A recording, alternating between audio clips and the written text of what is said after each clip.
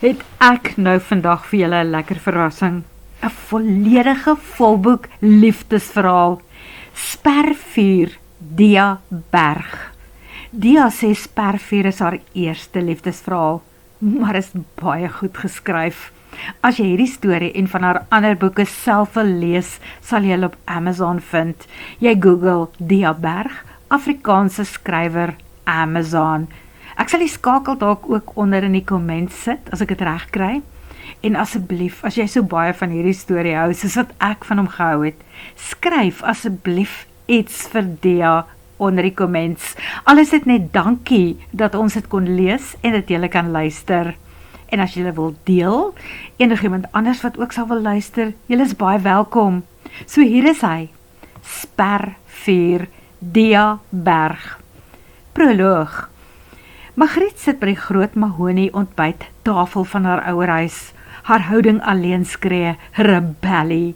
Een been is onder haar ingevou op die stoel. Haar rooi hare hang los en wild oor haar skouers en haar swart eyeliner is definitief nie iets waarvan haar ma hou nie.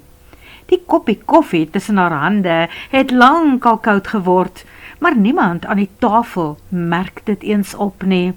Soos altyd praat haar ouers oor haar, nie met haar nie. Hendrik van der Merwe se seun het reeds 2 praktyke, sê haar ma, terwyl sy netjies marmelade op roosterbrood smeer. Pierre gaan eendag baie goed vir jou kan sorg. Margriet rol haar oë. Pierre, selfs sy naam klink vervelig.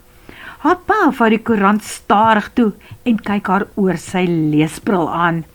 Jy word volgende maand 26, Margriet.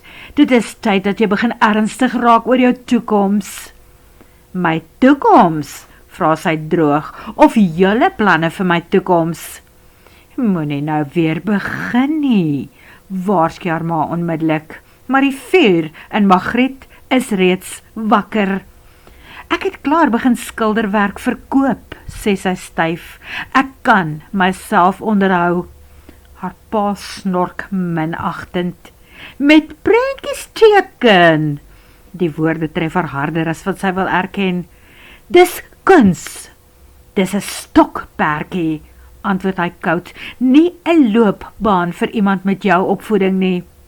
Daar, presies daar, die bekende gevoel van versmoring trek weer styf om haar bors. Hier in hierdie huis moet sy reg sit, reg praat, reg aantrek en uiteindelik met die regte man trou. Selfs haar asem voel geleen. Pierre is 'n goeie man, gaan haar ma voort, gevestig, ordentlik. Hy aanbid jou. Ek aanbid hom nie. Haar pa se kakebeen span.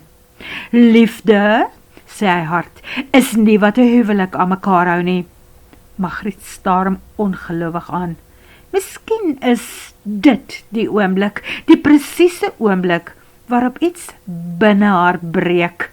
Want skielik weet sy, as sy nie nou weggaan nie, gaan sy stadig doodgaan in hierdie huis. Haar ma praat reeds oor trouvenues en gaste. Haar pa blaai deur die koerant. Niemand sien hoe Margriet stadig regop sit nie, hoe iets besluitend in haar groen oë verskyn nie. Niemand besef dat hulle dogter reeds besig is om haar ontsnappingsroete te beplan nie, en teen sononder gaan sy wegwees. Hoofstuk 1, nuwe begin. Strandfontein naby die see word haar klein nuwe tuiste. Wit gekalkte mure, soutlig wat deur oop vensters trek en die gedruis van branders wat haar saans aan die slaap sus. Om haar woon kunstenaars, dromers en vissermanne wat hard werk vir elke dag se bestaan. Vir die eerste keer in haar lewe slaap sy rustig. Geen druk nie, geen preke nie, geen ma wat aan haar klere torring of pa wat besluit oor hoe haar toekoms moet lyk nie. Net stilte. Vroeg die volgende oggend stap sy strand toe vir 'n swem. Die son hang nog laag oor die water en die koue see ruk die asem uit haar longe toe sy induik. Lachend kom sy later uit die branders, nat rooi hare teen haar skouers geplak en haar klein bikini, skielik veel kleiner as gewoonlik. Toe loop sy haar tromp op in hom vas. Eers sien sy net die borskas, breed, bruin gebrand, waterdruppels wat stadig oor harde spiere afglij. Toe kyk sy op, reguit in donkerbruin oë in. Hy kyk na haar, asof sy iets onverwags is wat uit die see uitgespoel het. Haar selfvertroue verdwyn met eens. Die bikini help nie veel nie, en die handdoek wat sy haastig teen haar vasklem, nog minder. Jy staan in my pad, brom die man uiteindelik, maar die ligte trek om sy mond, verraai hom. Hy trek een donker wenkbrau op en beskou haar. Ekskuus, sy vou die handdoek stywer om haar lyf. Jy het my gehoor, mens staar nie 'n meisie so aan nie, dit is ongeskik. Vir 'n oomblik sê hy niks, net daar die bruin oë wat stadig oor haar gesig beweeg, sproete, natrooi hare en al. Toe snork hy onverwags, half lachend. Norse buffel, mompel sy onderlangs. Nou glimlag hy behoorlik, 'n stadige, gevaarlike soort glimlag, wat iets snaaks met haar maag doen. En jy, sê hy rustig, lyk nie soos iemand wat maklik stil bly nie. Sy lig haar ken. Ek bly nie stil vir mans, wat dink hulle besit die strand nie. Goed, antwoord hy, want ek hou ook nie van mak meisies nie. Daardie woorde tref haar harder as wat dit moet. Die wind pluk aan haar nat hare, meeuws beskreeu oor die water en skielik voel Strandfontein baie kleiner as gister. Jy's nie hier, sê hy uiteindelik, en as ek is, dan gaan die see jou of leer swem. Hy tree naby haar verby, sy skouers lig gesteen haar, of jou insluk. Sy kyk hom sprakeloos agterna, terwyl hy kaalvoet terugstap water toe. Breë skouers, soutwater wat blink teen sy vel. Arrogante buffel, fluister sy, maar haar hart klop heeltemal te vinnig vir iemand waarvan sy glo sy nie hou nie. Ha! Sy trek haar neus op. Ek gaan nie toelaat dat so stuk mansmens my dag omkrap nie. Verbeel jou, die see gaan haar of leer swem, of insluk. Wat die buffel sonder naam nie weet nie, is dat sy eintlik 'n uitstekende swemmer is. Haar medaljes lê nog in bokse by haar ouerhuis, rye goud en silwer van galas wat sy byna almal gewen het. By die son wat warm op haar vel skyn, die blou see wat blink soos glas en die smaak van vryheid in haar longe, vergeet sy gou van hom. Soos 'n kind hardloop sy lachend die branders in, die koue water spat teen haar bene, meeuwe draai bokant haar kop, en vir die eerste keer in 'n lang tyd voel sy lig genoeg om asem te haal. Niks gaan haar lus vir die lewe blus nie. Hoofstuk 2, Sonbrand. Later, moeg geswem, gaan lê Margriet op haar handdoek. Die geruis van die branders en die sagte seebries sus haar vinnig aan die slaap. 'n koue gevoel teen haar been ruk haar wakker. Typies stadsmeisie. Daardie diep stem laat haar oë onmiddellik oopflits. Sy kreun, jy!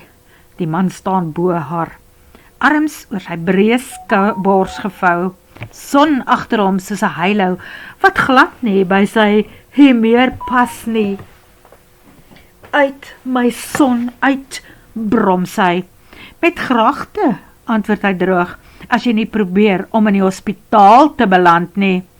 Sy frons, jy lyk klaar soos 'n kreef. Instinktief kyk sy af. Haar bleek sproetvel is pinker as wat sy besef het. Ek brand nie maklik nie, lieg sy. Hy snork, en ek's die koning van Engeland. Ek kan myself oppas. Dis duidelik. Sy sit regop en loer kwaai op na hom. Van naby af is hy nog erger. Groot, songebrand en heeltemal te seker van homself. Luister hier, buffel, Stefan. Die naam vang haar onverwags stil. Hy hurk effens af, sodat sy sy oë behoorlik kan sien. My naam is Stefan. Vir een ongemaklike sekonde vergeet sy heeltemal wat sy wou sê. Toe herwin sy haarself. Wel Stefan, sê sy styf, ek het nie 'n oppasser nodig nie. Daardie skewe glimlag verskyn weer. Nee, sê hy stadig, jy lyk meer soos moeilikheid. Met moeite probeer sy regop kom. Die oomblik toe sy beweeg, trek die brandende pyn oor haar skouers en rug. Sy sis tussen haar tande deur en sak weer terug op die handdoek. Stefan kyk net af na haar. Nou wie's die buffel, mompel hy. Sy stuur om 'n vuil kyk. Ek is fine. Hy buig af. Kom, laat ek jou help. Ek kort nie. Maar voor sy klaar kan protesteer, tel hy haar eenvoudig op. Gemaklik, asof sy niks weeg nie. Margriet se asem maak vas. Een arm gly onder haar knieë in, die ander stewig om haar rug. Sy reik soutwater, son en iets manliks, wat haar hart onnodig te mekaar maak. Sit my neer, protesteer sy swak. Nee, jy's baasagtig, en jy's hardkoppig. Sy wil nog iets snipperigs antwoord, maar die pyn in haar vel steel haar nie meer. Ons moet jou gaan insmeer met iets teen sonbrand, sê hy, terwyl hy met lang tree oor die sand stap en anti-inflammatoriese pille gee. Sy kreun dramaties, moenie sê ek gaan dood nie. Nee, sê hy dood ernstig, maar jy gaan sleg afdop. Sy kyk op na hom, die son vang teen die stopsels langs sy kakebeen en sy donker hare waai effens in die wind. Bedrus vir 'n paar dae, voeg hy by. Ek haat bedrus. Dit kan ek sien. Vir 'n oomblik raak dit stil tussen hulle. Net die see agter hulle en sy hart wat vreemd onrustig klop teen haar ribbes. Toe praat sy sagter. Margriet. Hy kyk af. Wat? My naam. Haar stem kom amper skaam uit. Dis Margriet. Iets verander in sy oë toe hy dit hoor. Sagter, warmer. Margriet, herhaal hy stadig, asof hy toets hoe die naam klink, en skielik voel dit vir haar gevaarliker as enige branders in die see. Hoofstuk 3, verpleging. By haar huis aangekom, dra Stefan haar reguit badkamer toe. Die klein strandhuisie ruik na seesout, hout en vars koffie van die buurhuise langsaan. Hy sit haar versigtig op die rand van die bad neer en draai die kraan oop. Lou water stroom stadig in. Nie te warm nie, mompel hy meer vir homself as vir haar. Dit gaan nie die brand erger maak. Margriet sit doodstil en kyk hoe sy groot hande die water toets.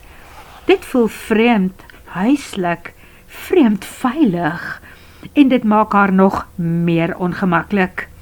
Toe hy na haar draai, klop haar hart met eens hamerhoue teen haar ribbes. Ek sal self, keer sy vinnig. Stefan se mond trek effens skeef. Ek weet, sê hy met daardie halwe glimlag, wat haar knie swak maak. Maar ongelukkig gaan jy hulp nodig hê. Sy kyk weg, skielik baie bewus van haar klein bikini, haar rooi vel en die feit dat hierdie groot aantreklike man in haar badkamer staan, asof hy daar hoort. Ek beloof, ek sal my gedra, voeg hy sagter by. Die probleem is nie hom nie, dink sy benoud, dis haar eie hart. Hy draai eers weg en hou vir haar handdoek uit. Bad Ek gaan intussen kyk of jy iets eetbaars in hierdie plek het. En as ek nie het nie, hy kyk oor sy skouer terug, dan gaan jy leer dat mens nie op koffie en hardkoppigheid alleen kan leef nie. Sy lag onverwags, net 'n klein laggie, maar genoeg om hom vir 'n oomblik stil te maak, want daar tussen die sproete, die deur mekaar rooi hare en haar vuurwarm geaardheid, begin Stefan besef, sy gaan sy rustige lewe heeltemal omkeer, en dit is gevaarlik, nie net vir hom nie, ook vir haar. Terwyl Stefan kombuis toe verdwyn om iets eetbaar op te spoor, sak Margriet stadig in die lou water terug. Sy kreun sag toe die brand begin bedaar. Die dag was veronderstel om eenvoudig te wees. Swem, son, vryheid. Nie hom nie. Met haar hare bo op haar kop vasgedraai, staar sy na die plafon, terwyl haar gedagtes hulle eie koers inslaan. Wat doen hy eintlik? Seker maar 'n visserman, besluit sy. Dit sal die songebrande vel en breë skouers verklaar. Of dalk een van daardie mans wat op pappie se geld leef en heeldag op die strand rondhang, asof die wêreld hulle skuld. Maar iets aan Stefan pas nie heeltemal in daardie boksies nie. Daar is iets te beheers aan hom, te rustig, soos iemand wat gewoond is daaraan dat mense luister wanneer hy praat. Sy sug dramaties en sink laar in die water af. Wonderlik, brom sy vir haarself, ek ken die man skaars, en klaar krap hy my hormone deur mekaar. 'n Paar minute later klim sy uit die bad en trek haastig 'n ligte kamerjas aan. Net betyds, want toe sy die kamerdeur oopmaak, tref die reuk van gebakte brood en koffie haar onmiddellik. En daar staan hy in haar klein kombuisie, asof hy nog altyd daar hoort. Groot hande, nat hare, wat nou droog begin krul, en daardie lae stem, wat sonder om te kyk sê, ek hoop jy hou van eiers. Dis al wat jy in hierdie yskas het, buiten wyn en suurlemoene. Margriet leun teen die deurkosyn. Mens kan oorleef op wyn. Stefan kyk op. Sy oog lei een gevaarlike sekonde oor haar bene onder die kamerjas, voor hy weer haar blik vasvang. Nee, sê hy stadig, maar ek begin verstaan hoekom jy so moeilik is, en moeilikheid is. Nou vir die ongemaklike deel, sê hy, terwyl hy die buisie sonbrandroom optel. Margriet verstyf onmiddellik. Hy merk dit natuurlik dadelik op. Daar die donker oë rus vir 'n oomblik te lank op haar gesig voordat sy mond skeef trek. Moenie so angsbevange wees nie. Ek is nie angsbevange nie, jok sy blitsvinnig. Hy stap nader, kalm soos altyd, heeltemal te kalm vir haar senuwees. Ek sal niks aan jou doen wat jou ongemaklik kan maak nie, sê hy rustig. Rooi koppe is nie my tipe nie. Sy knip verbaas haar oë, voor sy kan besluit of sy verlig of geïrriteerd moet wees, voeg hy by, en ook nie geitjies nie. Margriet staar hom sprakeloos aan. Geitjie, herhaal sy uiteindelik gevaarlik sag. Daardie verdomde glimlag flits weer. Jy weet, klein, kwaai goeikies wat heeltyd wil byt. Sy gryp die naaste kussing en gooi dit reguit na sy kop. Hy vang dit gemaklik in die lug. Nou sien, sê hy dood ernstig, presies wat ek bedoel het. Jy is ondraaglik. En jy, vroumens, is pink. Sy wil vies bly, regtig.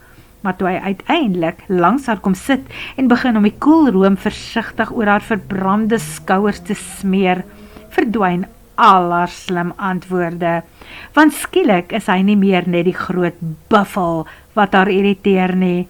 Nou voel sy die grove warmte van sy hande, sy asem naby haar nek en die ongelooflike sagte manier waarop hy aan haar raak, asof sy iets breekbaar is, en dit maak haar baie gevaarlik bewus van hom. Stefan leun terug toe hy klaar is. Sien, brom hy sag, jy het oorleef. Maar die probleem is, Margriet is glad nie seker, haar hart het pas enigiets oorleef nie, want dit het baie begin klop. En toe lui sy selfoon. Die frons tussen Stefan se oë verskyn onmiddellik toe hy na die skerm kyk. Margriet probeer voorgee, asof sy glad nie belangstel nie, regtig. Maar iets in Stefan se houding verander. Die ligte speelsheid verdwyn. Alles aan hom raak skielik gespanne en gefokus. Is jy seker? Vra hy kort af in die foon. Stilte, toe. Ek is binne 5 minute daar. Hy druk die oproep dood en staan reeds op. Werk? Vra sy voordat sy haarself kan keer. Stefan knik eenmaal. Sorry, Rooikap. Kop, jy gaan alleen moet eet. Hy skuif die pynpille nader na haar toe. Drink daai en klim in die bed. Hopelik voel jy teen môre weer mens. Sy kyk hoe hy vinnig sy sleutels optel. Hier, hy skeer 'n papiertjie af en skryf iets neer. My selnommer, as jy my nodig kry. En net so is hy by die deur uit. Die huisie raak stil. Dis stil. Margriet staar na die toedeur, terwyl die geluid van sy bakkie al verder wegsterf. Dis absurd. Sy ken die man skaars. Hy irriteer haar. Hy noem haar 'n geitjie. En hy dink heeltemal te veel van homself. So hoekom voel dit skielik, asof al die warmte saam met hom by die deur uitgestap het? Selfs die klein strandhuisie voel nou leeg. Die see se geruis buite klink nie meer rustig nie, net eensaam, tot haar eie hart verraai haar deur swaar in haar bors te trek. Ridiculous, fluister sy vir haarself. Maar toe sy uiteindelik alleen aan die kombuistafel gaan sit met die bord kos wat hy gemaak het, brand haar oë onverwags. En vir die eerste keer sedert sy van die huis af weggevlug het, voel sy lus om te huil. Hoofstuk 4. Onrustige drome. Na 'n nag van onrustige slaap, een waarin Stefan se stem, sy oë en sy hande heeltemal te maklik in haar drome inglip, staan Margriet op, nog voor die son sy kop behoorlik uitsteek. Die huisie is koel en stil. Vir 'n oomblik lê sy net daar en luister na die see. Skilder was nog altyd haar grootste liefde, haar asem, haar vryheid, en presies daaroor het sy en haar ouers so gebots. Volgens haar pa, 'n regte werk beteken vaste ure, 'n salaris en sekuriteit. Volgens haar ma, mense teken prentjies as 'n stokperdjie, nie as loopbaan nie. Maar Margriet wou nog nooit in 'n goue hok leef nie. Dis hoekom sy gevlug het, nie net weg van die tandarts af nie, maar weg van almal wie se idees oor hoe sy moet wees en wie sy moet wees, sy nie meer saamstem nie. Met haar skildergereedskap onder die arm stap sy vroeg strand toe. Die lig begin steeds pink en goud verkleur, perfekte skilderlig. Sy glimlag sag. Die sonsopkoms gaan asemrowend wees, presies die soort toneel wat mense laat stilstaan voor 'n skilderdoek. Maar toe sien sy hom, Stefan. Hy staan naby die rotse verder af strand toe, en hy is nie alleen nie. Nog 'n man staan by hom, ouer, grower, duidelik een van die plaaslike vissermanne. Die twee praat ernstig, baie ernstig. Selfs van 'n afstand af sien sy hoe Stefan sy hele houding verander. Geen lui glimlag meer nie, geen tergery nie, net daardie intense fokus wat sy al vlugtig by hom opgemerk het. Die skierigheid prik onmiddellik in haar wakker. Instinktief sak sy effens laar agter haar skilderesel in, toe Stefan vlugtig in haar rigting kyk, maar sy maak asof sy hom nie eens gesien het nie. Haar hande begin verf uitpak, haar ore spits vanself, die wind ruk flarde van die gesprek na haar kant toe. Vanaand, hoor sy, die boot, kan nie nou fout maak nie, sê nog 'n stem. Margriet se kwas stol in die lug. Die oproep van gisteraand voel skielik glad nie meer so onskuldig nie. Vir die eerste keer wonder sy, wie presies Stefan eintlik is. Sonder dat sy dit behoorlik beplan, neem Margriet haar voor om vir Stefan dop te hou. Iets omtrent hom klop nie. En as daar een ding is wat sy goed kan doen, is dit om mense te observeer. Met haar inspirasie verskilder skielik in die agtergrond, besluit sy om eerder die dorpie te gaan verken. Mense praat altyd maklik in kusdorpe, veral as mens net genoeg belangstelling toon. Sy pak haar skildergoed op en stap terug huis toe.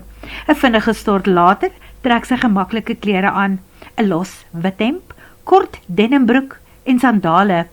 Sy maak haar wilde rooi hare vas en sit 'n groot sonhoed op, beskerm teen die son en dalk vir 'n bietjie kamouflering. Die dorp begin reeds lewe kry, toe sy afstap Hoofstraat toe.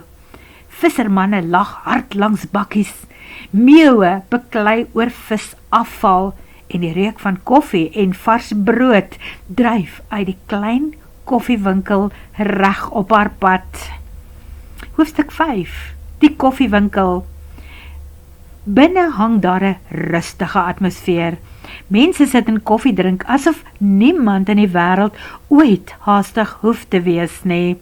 Vakansiegangers, vermoed Margriet, of inwoners wat lankal die stad se stof van hulle skoene afgeskit het. Sy stap tot by die toonbank waar 'n vriendelike, geselsige tannie staan. "Haai hartjie," glimlag die vrou breed. "Ek het jou nog nie hier gesien nie. Hou jy bietjie vakansie?" "Nie vakansie nie," antwoord Margriet met 'n glimlag. "Ek het hierheen verhuis." "O, wraggies, en wat bring jou strandfontein toe?" "Ek skilder," sê sy. "En waar kry mens mooier inspirasie as die see en die wit vissershuisie?" Sies, die tannie se oë blink onmiddellik op. "Ag nee, wat, dis mos wonderlik. Ek het lanklaas iemand gehad wat die dorp wil verf. Die meeste mense jaag net deur op pad ergens elders heen." Voor Margriet verder kan antwoord, klingel die deurklokkie agter haar. En sonder dat sy hoef om te draai, weet sy sommer dis hy. "Môre, rooikop." Daardie diep stem trek soos warm heuning oor haar ruggraat. Sy draai stadig om. Stefan staan in die deur met sonbril in die hand en daardie vervlakste, selfversekerde houding wat haar bloeddruk onmiddellik opjaag. "Sien darm, jy is nie meer so rooi gebrand soos jou hare nie." Dadelik vervies sy haar. Die mansmens, moet hy haar nou al vroegoggend kom omkrap, en erger nog, moet hy haar binneste so deur mekaar krap, net deur na haar te kyk. Die tannie agter die toonbank kyk nuuskierig van die een na die ander van hulle twee. "Oho," glimlag sy breed, "julle ken mekaar." "Ons het ongelukkig al ontmoet," sê Margriet droog. Stefan stap nader, sy mondhoeke effens opgetrek. "Dis snaaks," sê hy. "Ek onthou dit heel wat vriendeliker." Margriet vou haar arms. "Jy onthou verkeerd." "Doen ek?" Daardie bruin oë hou hare vas. En tot haar frustrasie voel sy weer daardie simpel vlinders diep in haar maag rondfladder. Sonder om verder veel aandag aan haar te gee, draai Stefan na die toonbank toe om. "Soos gewoonlik, Stef?" vra die tannie vrolik. "Ja, asseblief, Sari." "Natuurlik, hy het selfs 'n soos gewoonlik." Margriet kyk hoe Tannie Sari onmiddellik sy koffie begin maak, sommer voor almal andersin, asof dit sy geboortereg is. Stefan leun een elleboog gemaklik teen die toonbank en haal sy beursie uit, heeltemal te ontspanne en heeltemal te aantreklik vir iemand wat haar so irriteer. En hoe gaan dit met jou pa? Hoor sy Tannie Sari vra. Beter, antwoord Stefan kort. Leonaar, die woord flits onverwags deur haar gedagtes. Iets aan hom voel eenvoudig nie eg nie, te afgerond, te beheer. Hy vat die wegneem koffie toe Tannie Sari dit aangee. Dankie. Hy draai om en stap net so by haar verby. Geen tweede kyk nie, geen terg nie, niks. Die deurklokkie klingel agter hom toe hy uitstap in die sonskyn. Margriet staar hom vies agterna. Verwaand, mompel sy. Tannie Sari lag saggies. Ag nee, wat? Stef is eintlik 'n goeie man. Hy hou maar net so bietjie van sy eie spasie. Margriet lig een wenkbrau. Hy lyk eerder soos iemand wat dink die wêreld behoort aan hom en skuld hom iets. Dis die stilte in hom, sê Sari onverwags sagter.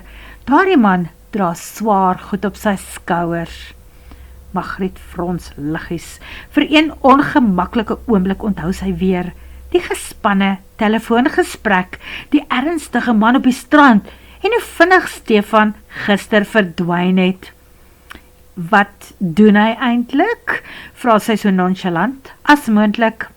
Sari huiwer net vir 'n breekdeel te lank. Hy is maar hier vir 'n ruk, antwoord sy uiteindelik vaag.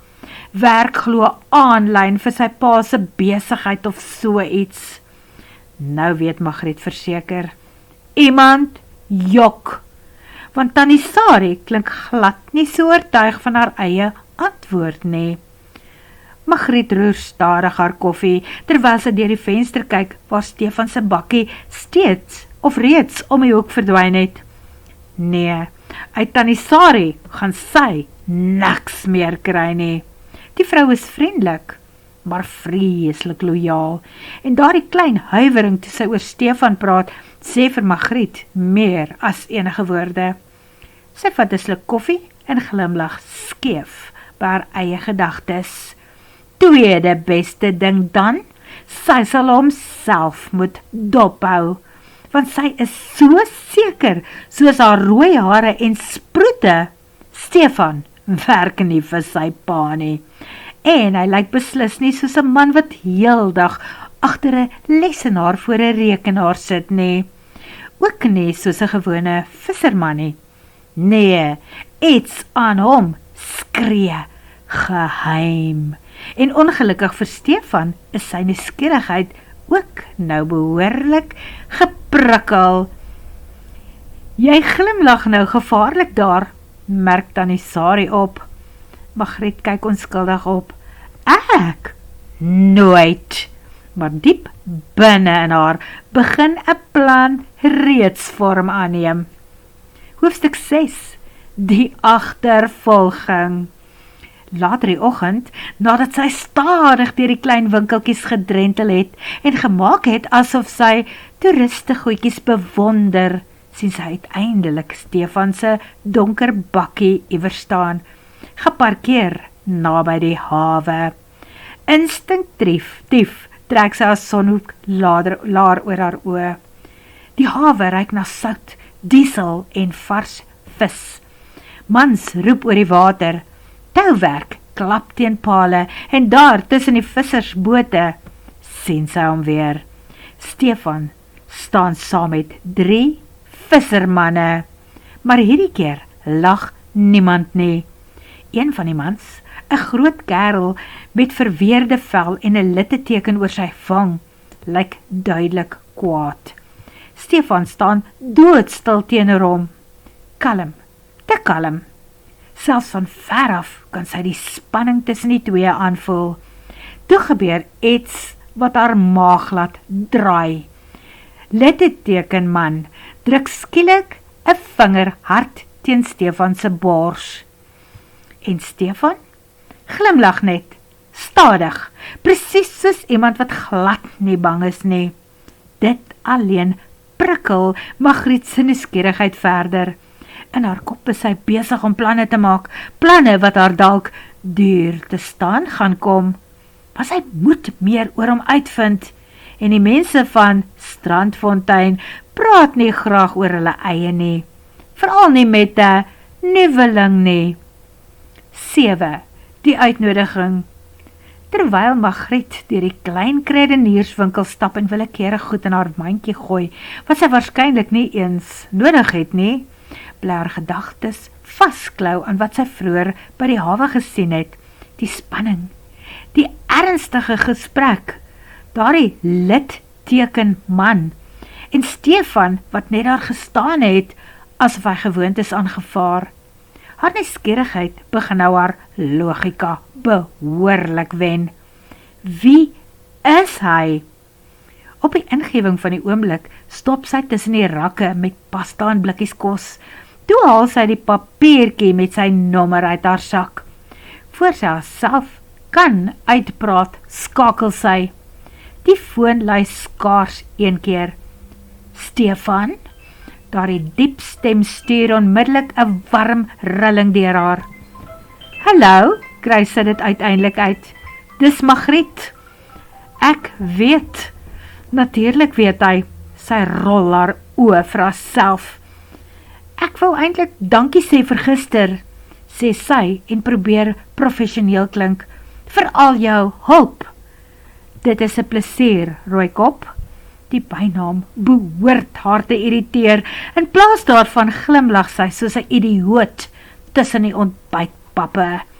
Ek het gedink, sy huiwer net 'n oomblik, miskien kan ek jou vergoed met 'n ete. 'n Kort stilte volg. Margriet begin onmiddellik wonder of sy nou heeltemal te desperaat klink. Is jy vry vanaand? Vra sy vinnig. Skus, as jy 'n meisie het of besig is, sal ek verstaan. Nog stilte. Toe hoor sy iets wat baie soos 'n sagte laggie klink. Ek het nie planne nie, antwoord Stefan uiteindelik. En vir kos, sê ek nooit nee nie. Verligting spoel deur haar. Goed, sê sy vinnig, voordat sy van plan verander. Dan kook ek. Waag jy dit?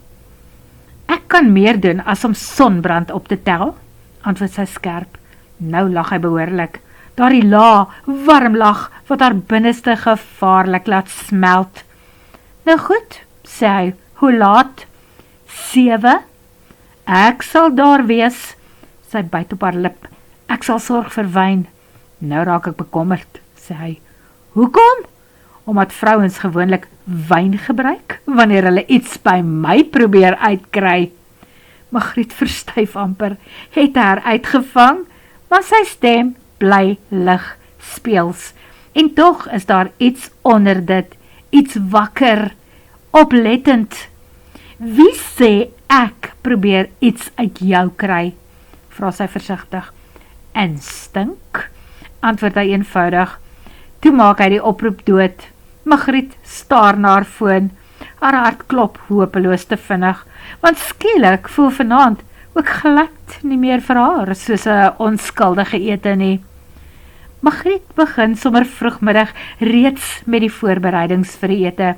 Nie omdat sy senuweeagtig is nie, glad nie.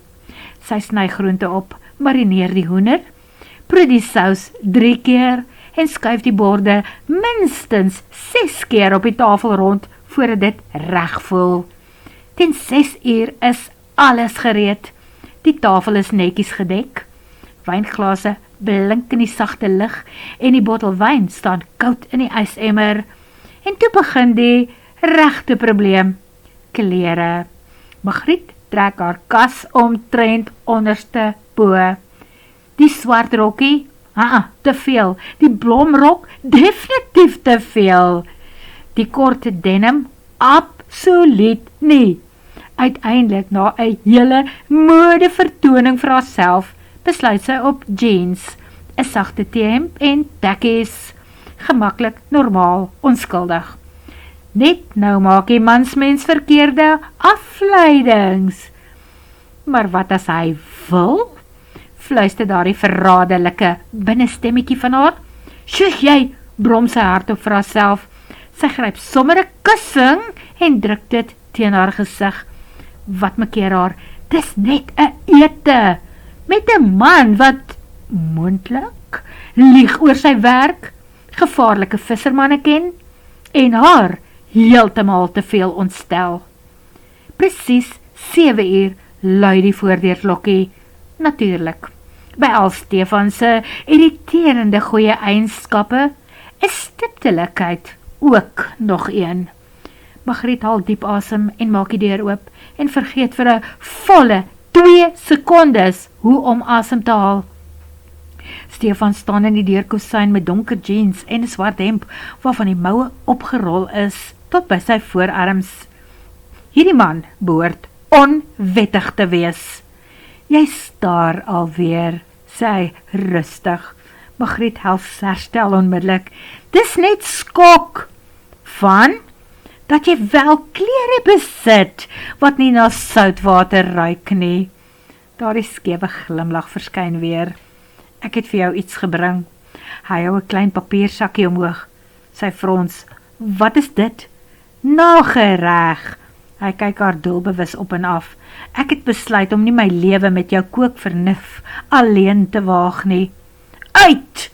Maar jy het my genooi. Wel, dan kan ek jou uitskop ook. Jy kan probeer. En wraggies, vir die eerste keer in 'n baie lang tyd, lag Margriet sonder om eers daaraan te dink. Nou toe, sê Margriet en probeer ignoreer hoe bewus sy van hom is. Kom ons eet. Stefan trek die stoel uit en gaan sit doodluiters aan die hoofpunt van die tafel, asof hy lankal daar hoort. Sy gaan sit links van hom.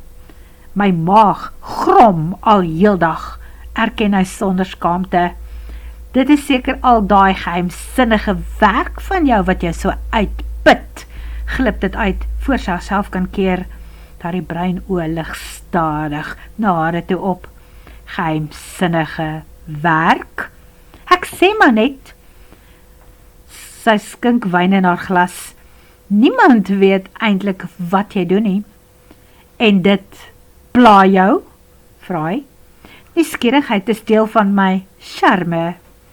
O, ek het gedink dit is jou sproete. Sy wil terugbyt, maar voor sy kan gebeur iets onverwags. Stefan vat haar hand, skielik. Warm vingers vou stewig om hare. Margriet verstyf. Toe buig hy effens sy kop. Here, dankie vir die kos, vir veiligheid en vir goeie vriendskap en geselskap vanaand. Amen. Sy stem is laag, rustig, eenvoudig, maar dit slaan die asem uit haar uit. 'n Knop vorm onverwags in haar keel. Weer eens vang Stefan haar heeltemal onkant, want sy het verwag. Arrogansie, tergery, miskien selfs ligsinnigheid, maar nie dit nie. Nie 'n man wat voor ete bid, asof dit die natuurlikste ding in die wêreld is nie. Hy laat haar hand stadig los en begin onmiddellik kos skep, asof niks buitengewoon gebeur het nie. En het die man 'n eetlus. Liewe hemel, mompel sy, toe hy vir die tweede keer skep. Wanneer laas het jy geëet? Stefan trek net sy skouers op. Vanaand, sy frons, jy jok. Hy sê, ek was besig. Met wat? Werk? Daardie antwoord alweer, kort netjies. Toe, Margriet vat 'n sluk wyn en bekyk hom oor die rand van haar glas. Die groot hande, die rustige manier waarop hy eet, daardie oë wat alles sien, selfs wanneer hy voorgee, hy doen nie. En skielik besef sy iets gevaarliks. Hoe meer sy van Stefan probeer uitvind, hoe meer wil sy weet. Nou, vir die verrassing wat ek gebring het, sê Stefan, nadat hy sy bord eenkant toe geskuif het. Nagereg. Hy staan op en haal sonder om eens te vra klein bordjies uit haar kas uit. Margriet kyk hom verbaas aan. Hoe weet jy waar alles is? Hy trek net een skouers op. Ek let goed op. Dis glad nie 'n gerusstellende antwoord nie. Voor sy verder daaroor kan dink, sit hy 'n bordjie en vurkie netjies voor haar neer. Toe haal hy die papier sakkie nader en maak die pakkie oop. Ryk sjokoladegeur vul onmiddellik die kombuis. Sari se beroemde miljonêers sjokoladekoek, sê hy met 'n amper plegtige respek. Die hele dorp sal oorlog maak vir die laaste stuk. Hy sny vir haar 'n ordentlike stuk af. Proe, beveel hy, dan sê hy vir my of jy al ooit iets lekkerder geëet het. Margriet lig een wenkbrau. Jy klink baie seker van jouself. Ek is. Sy vat die eerste happie en kreun amper hardop. Die koek is ongelooflik. Ryk, sag, donker sjokolade met karamel wat op haar tong smelt. Sy maak haar oë dramaties toe. Hemels! Stefan sit agteroor met daardie selftevrede kyk. Ek weet. Margriet wys haar vurkie na hom. Stefan, jy wen hierdie ronde loshande. Net hierdie ronde? Moenie gewoond raak hieraan nie. Hy lag sag, daardie warm, diep geluid trek weer deur haar soos goeie wyn. Vir 'n paar minute raak alles eenvoudig, net hulle twee, die see wat buite bruis, kersse wat flikker en die vreemde gemak wat al makliker tussen hulle insluip. Toe vang sy hom onverwags waar hy na haar kyk, nie tergend nie, nie spottend nie, net kyk, asof hy probeer onthou hoe sy lyk. En skielik voel die klein strandhuisie weer heeltemal te warm. Margriet staan vinnig op. Ek gaan koffie maak, kondig sy aan, heeltemal te haastig, net om haar hande besig te kry en haar gedagtes, wat besig is om gevaarlik onsedelik te raak. Agter haar hoor sy Stefan sag lag. Vlugteling, merk hy droog op. Jy verbeel jou. Sy draai haar rug styf op hom, terwyl sy water in die ketel gooi. Maar dit help niks. Sy kan hom steeds voel, daardie intense teenwoordigheid, wat die klein kombuisie ook vul. Dis absurd, hoe bewus sy van hierdie man is. Die diep klank van sy stem, die manier waarop sy hemp styf span oor sy skouers, selfs die sagte skuur van sy stoel teen die vloer, toe hy vooroor of agteroor leun. Jy kook goed, sê hy onverwags.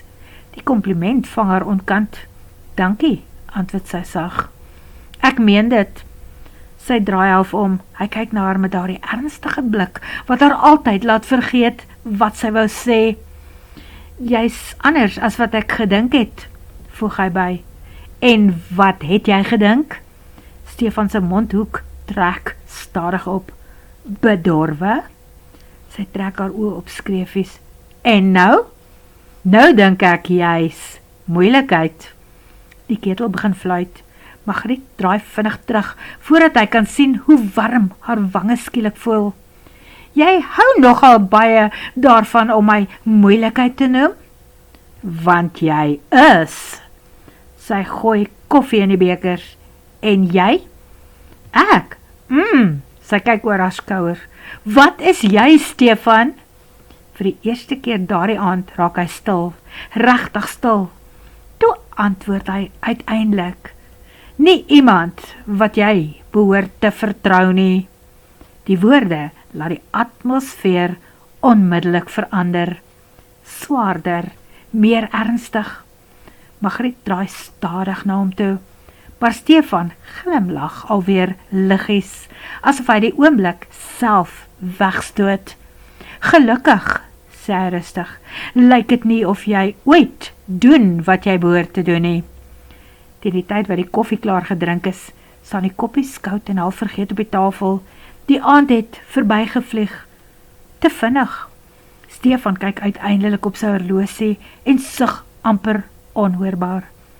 Ek moet gaan. Daardie eenvoudige woorde laat iets swaars in Margriet se bors sak. Hy staan op en skuif sy stoel terug. Dankie vir 'n onvergeetlike aand, sê hy sag. Die manier waarop hy dit sê, laat haar maag draai. Maar nou is dit tyd om nag te sê, ek moet nog iewers anders ook wees. Daardie geheimsinnigheid weer. Margriet staan stadig op. Die kersse gooi sagte lig oor sy gesig, toe sy tot reg voor hom stap. Naby genoeg om die hitte van sy lyf te voel, naby genoeg om die spanning tussen hulle amper aan te raak. Wat is jou geheim, Stefan? Vir een oomblik antwoord hy nie. Sy oë hou hare vas, donker, onleesbaar. Toe buik hy onverwags nader en soen haar, sag. Nie haastig nie, nie honger nie, maar 'n soen wat beloftes dra, wat haar asem steel en haar knieë swak laat voel. Margriet se hande vou instinktief in sy hemp vas. Die wêreld verdwyn, die see, die wind, die klein huisie, net hy bly oor. Stefan trek uiteindelik stadig terug, sy voorkop vir 'n oomblik teen hare. Ek sal jou een van die dae vertel, fluister hy hees. Sy hart klop hard onder haar hand, maar nie nou nie. Waarom? Daardie vraag laat iets pynlik deur sy oë flits. Vir jou eie veiligheid. Die woorde laat 'n koue rilling teen haar rug afgly, want skielik weet Margriet, sy is baie nader aan iets gevaarliks, as wat sy ooit besef het. 8. Die hawe. Lank nadat Stefan weg is, staan Margriet steeds in dieselfde plek. Haar vingers raak liggies aan haar mond, asof sy nog die gevoel van sy soen probeer verstaan. Vir jou eie veiligheid. Daardie woorde maal aanhoudend deur haar kop. Veiligheid waarvan? Wie is hy regtig? Die rustige vakansieganger masker begin al hoe meer krake wys, en haar intuïsie gil na die moontlikheid dat iets groot skuil onder Stefan se stil oë en halfmas glimlagte. Toe kom die besluit skielik. Vanaand gaan sy uitvind waarmee hy besig is by daardie bote. Want as Stefan by iets onwettig betrokke is, moet sy weet. En as hy gevaarlik is, wil sy dit dalk nog meer weet. Vinnig beweeg sy kamer toe. Sy trek 'n donker sweetpak aan en druk haar opvallende rooi hare onder 'n swart beanie in.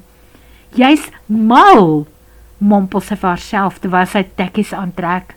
Heel moontlik, maar nuuskierigheid was nog altyd haar grootste swakheid. Buite hang die dorpie stil onder die maanlig. Net die see beweeg rusteloos in die donker. Margriet sluip teen die stiller straatjies af hawe toe. Haar hart wat al vinniger begin klop, hoe nader sy kom. Selfs die hawe voel anders in die nag, meer dreigend. Die ligte van die bote dobber geel oor die swart water. Mans se stemme dra laag oor die wind. Metaal klap iewers teen 'n mas. Sy bly in die skaduwee tussen 'n ry ous viskratte toe sy hom uiteindelik raak sien. Stefan, hy staan half weggesteek langs een van die groter vissersbote. Nie alleen nie, dieselfde littekenman van vroeër is daar en nog 2 ander. Margriet frons, iets swaars word van 'n bakkie afgelaai. Lang houtkratte, te netjies, te versigtig, hanteer vir gewone visvangtoerusting. Haar asem hak. Die manstra praat hard genoeg dat sy flarde kan opvang. Vanaand oorlaai. Die groot boot wag verder uit. Geen foute nie. Toe beweeg Stefan onverwags nader aan die groep en alles in haar vries, want die volgende oomblik trek hy 'n vuurwapen onder sy baadjie uit. Margriet se hart slaan wild teen haar ribbes. Liewe hemel, wie de hel is Stefan? 9. Smokkeltransaksie. Margriet se hart klop wild in haar keel. Die koue naglig voel skielik te dun vir asemhaal. Wat is Stefan besig om te doen? Is hy op die punt om die mans te oorrompel, of is hy deel van alles? Toe dra die wind sy stem helder tot waar sy wegkruip. Ons sal met wikkel, sê Stefan kalm. Die groot boot gaan nie vir altyd wag nie. Hy staan met sy hande in sy baadjie se sakke, asof hy bloot oor die weer praat. En die polisie het klaar snuf in die neus, gaan hy voort. Die afsetpunt vir die vuurwapens is reeds gereël. Die generaal wag self om die vuurwapens in ontvangs te neem. Margriet se maag draai. Vuurwapens, liewe hemel. En moenie 'n kans vat om hom te probeer verneuk nie, voeg Stefan gevaarlik sag by. Die ander man knik onmiddellik. Margriet probeer vinnig haar selfoon uitkry, as hy net die naam van die boot kan afneem, net iets kry. Sy skuif effens nader en skop reguit teen 'n leë visemmer vas. Die metaal klap oor die sement soos 'n geweerskoot en chaos bars onmiddellik los. Wie's daar? Voetstappe storm haar kant toe. Voor sy kan wegkom, gryp 'n grove hand haar hart van agteraf. 'n visreek slaan haar naar. 'n groot palm druk oor haar mond. En wat het ons hierso? Gromme stem teen haar oor. Margriet spartel wild. 'n AG, lag 'n ander man donker, een wat dalk polisie toe kan hardloop. Haar bloed staal. Vat haar saam, sê iemand, ons kan haar oorboord gooi, sodra die ooreenkoms afgehandel is. Paniek slaan deur haar. Die man ruk haar vorentoe. Sy struikel oor die nat sement en val hard op haar knieë, reg voor Stefan se voete. Vir een breekdeel van 'n sekonde kyk sy op na hom, soek sy gesig, sy oë, enigiets wat sê, hy gaan haar help.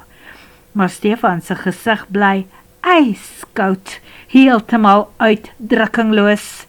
Litteken gesig fluit laag. Wel, sy blik gly vuil oor Margriet. Is dit nie jou stukkie nie, ou Stefan? Stefan antwoord nie onmiddellik nie. Daardie stilte sny erger as enige mes.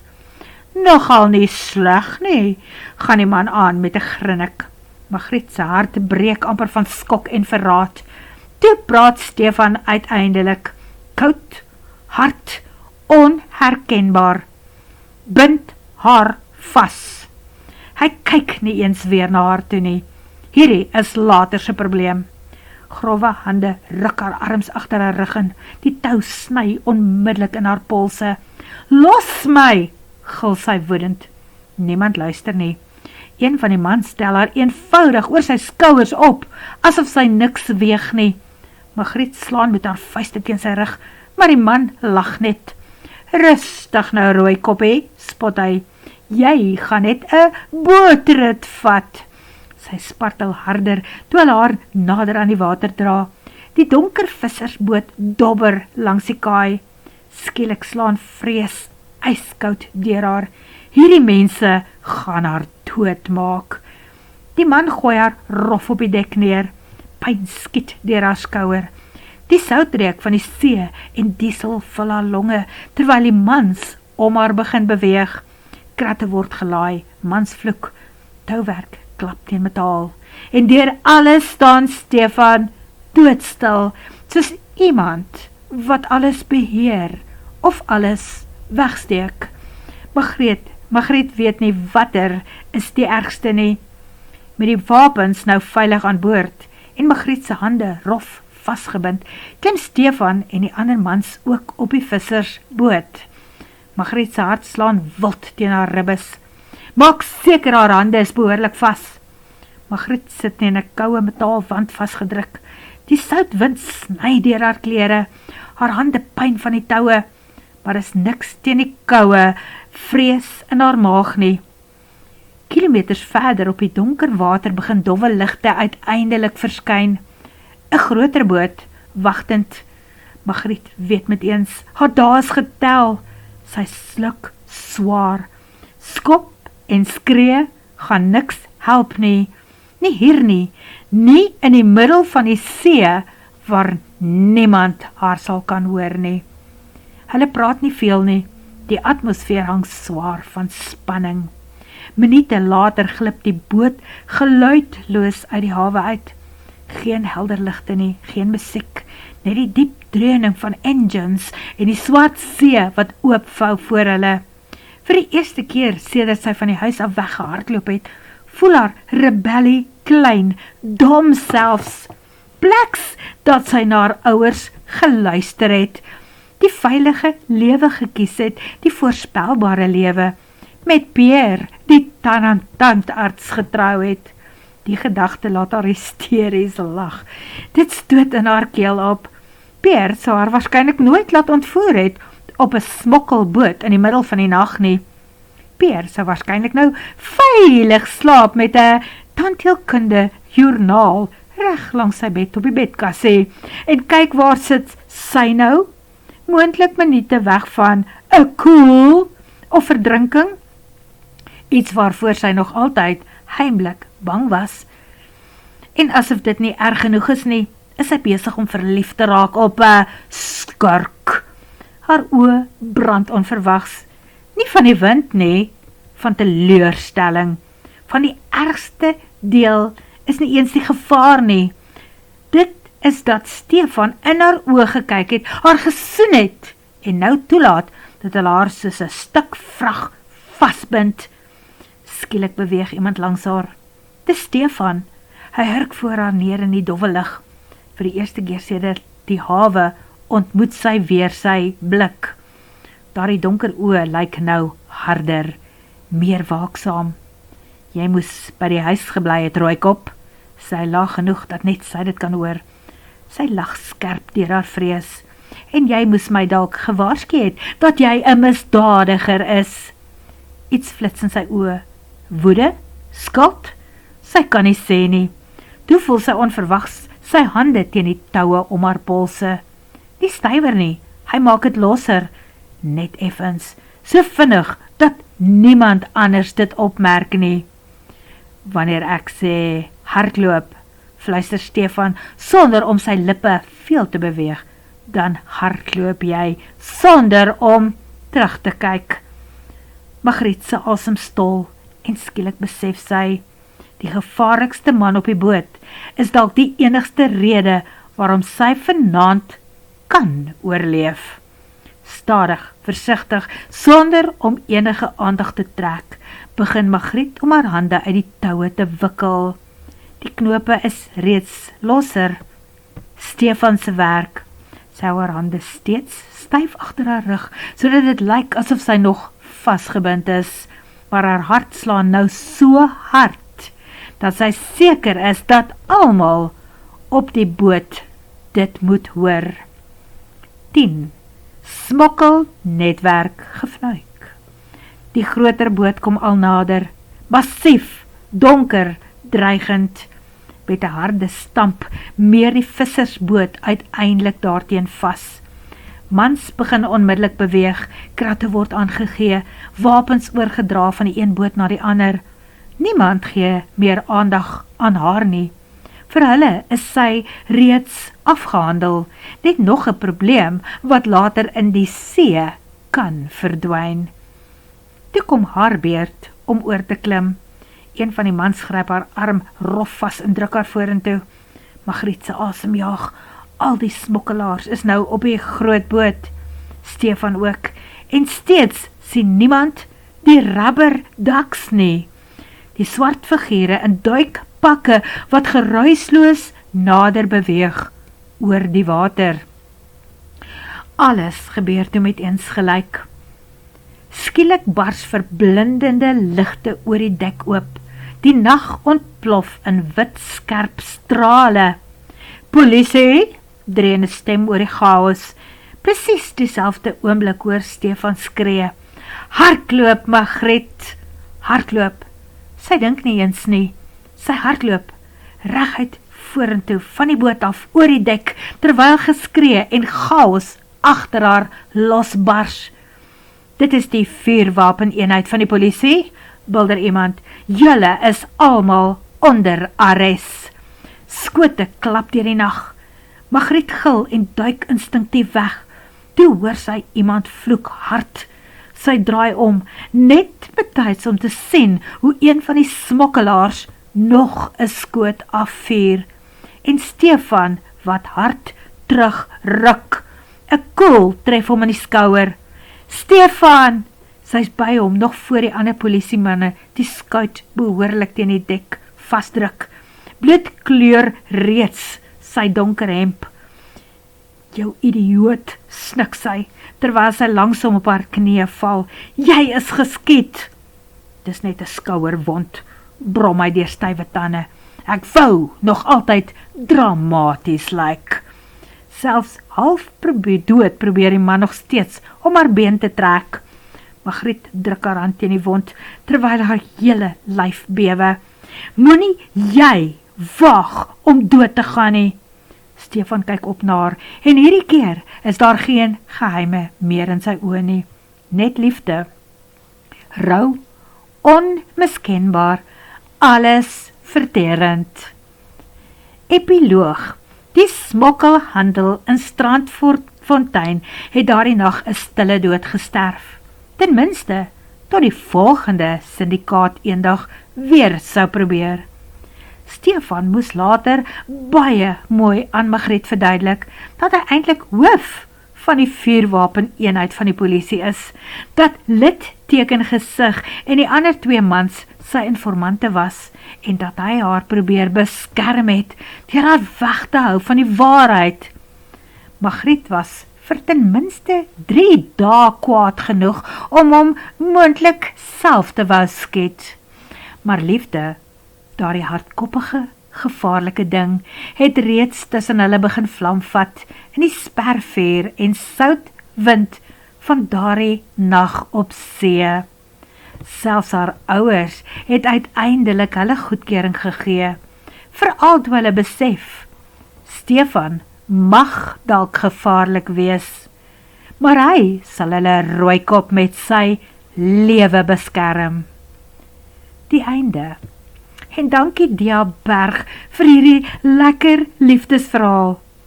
Dia het al vir ons spookstories ook ingestuur, en dit is reeds op ons kanaal. Daarom asseblief, as jy van hierdie liefdesverhaal van haar gehou het, gooi vir ons 'n duim op en skryf dat jy graag meer van haar stories wil hoor en luister.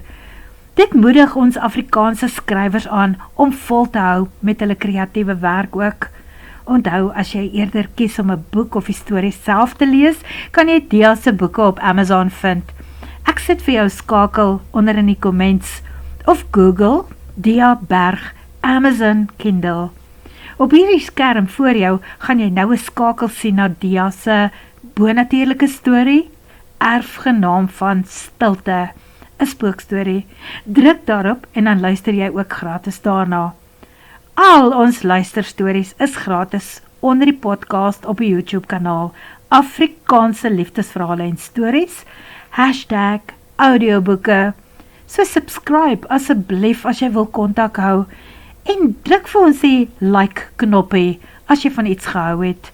Dit wys vir YouTube, Afrikaans is relevant. Dankie weer eens Dia, en dankie as jy geluister het.